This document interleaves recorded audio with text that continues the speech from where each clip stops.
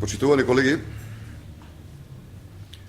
владата на Социјалдемократскиот сојуз и Бранко Црвенковски продадоа државно земјиште наменето за изградба на трговски центар во централното градско подрачје по цена која е 24 пати пониска од сумата по која, на пример, беше продадено државното земјиште пред речиси 1 месец во населбата Аеродром.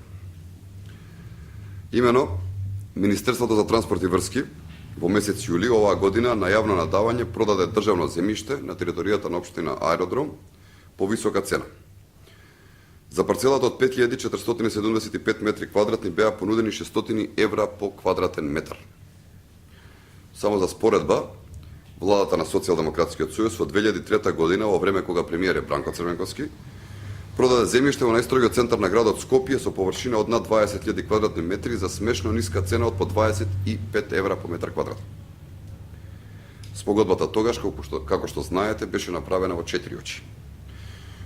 Тоа значи дека владата на Бранко Црвенковски продала 4 пати поголемо земјиште за цена по метар квадратен, која е за 24 пати пониска споредена со државното земјиште кое што беше продадено годинава на територијата на општина Аеродром. Ова значи дека владата тогашна на Социјалдемократскиот сојуз и Бранко Црвенковски продава ексклузивно државно земјиште по извонредно ниски цени. Разликата е голема, разликата на цената е дури 24 пати поголема. Јасно дека ова е случај каде што е направена штета на Република Македонија, финансиска штета на интересите на сите граѓани кои што живеат во Република Македонија.